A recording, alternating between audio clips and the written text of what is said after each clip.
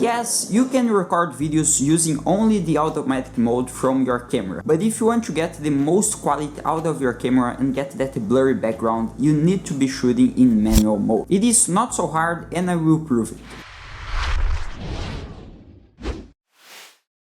Hey everybody, this is Iago from Vimerse. You know that we offer professional video editing service? If you didn't know, please check out our website in the description below for additional info. If you take a close look, you'll see that the quality out of this video is perfect. Or almost perfect, I would say. That's because I changed my camera, not only that, but yeah, that helps also. This little guy here is a Canon M6 and this was the last camera I was using. Even though this is a cheap camera, I could get the most quality out of my camera because I knew how to use the manual mode. So when I got a better camera, the quality is still very good because I still use manual mode. So let's cut the crap and get the camera in your hands. The first thing we need to do is to change from automatic video mode to manual. So let's start with your shutter speed. Shutter speed will define how much motion blur you have in your video. To get a more realistic motion blur, we want our shutter speed to be double our frame rate. Let's say you are recording at 24 FPS, which is the current cinema standard. Our shutter speed should be at 1/50 of a second. If you are recording at 60 FPS, your shutter speed should be at 120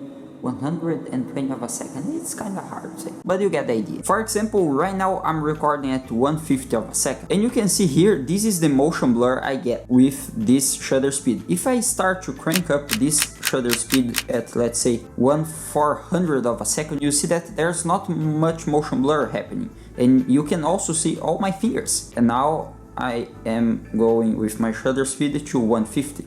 And you can see a motion blur. This is the first step to do. Now move on to aperture. Explaining in a very simple way, aperture is how much blur you have in your background, like you can see right now. The lower the aperture, it's been quite a while I don't record video, so I'm still The lower the aperture number, the blurrier will be your background, more blur. I'm not going in depth with this video explaining what is actually aperture and f-stops and all the technical stuff. We are keeping simple today. If you guys want a more technical settings for your camera, just let me know in the comments below. The aperture number will depend on the lens you are using in your camera. In this camera I'm using right now, the lower number is f2.8. So right now I am f2.8 and you can see the blur here in the background. If I start to crank this number up, you are going to start to notice that I am going to lose this background blur, and now you can see everything is in focus because I am at f7. So I lost my background blurry. To get the background blurry, all you need to do is to get the lower number possible. In my case here is f2.8. If you are on a beginner camera like this one right here, the lower f number may be 3.5. So that's what we are going for. Now let's move on to ISO. To get the cleanest and sharper image, we want the lower ISO possible in your camera. In beginner cameras, I'd say above ISO 800, we are going to start to lose quality in our video. So depending on your light situation, we want to get the lower ISO possible, but still keep enough light in your video. You see, it wasn't so hard. Now let's quick recap. We have shutter speed that should be double our frame rate. If you are recording at 24 FPS, shutter 1/5 of a second. Then we have the aperture, which is how much blur you are going to have in your background, the lower number possible. And last we have ISO, which also we want the lower number possible, but still enough light coming. So you need to adjust your ISO. Now let's fix one issue that all cameras can't get it right, and that is the white balance. Automatic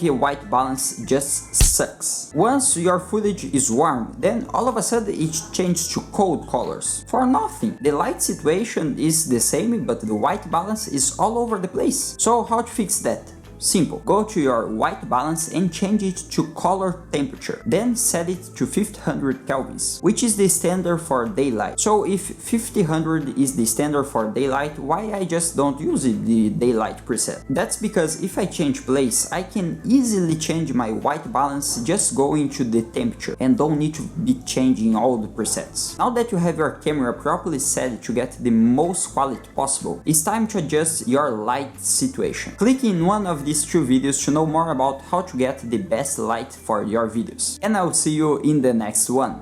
Ciao, ciao!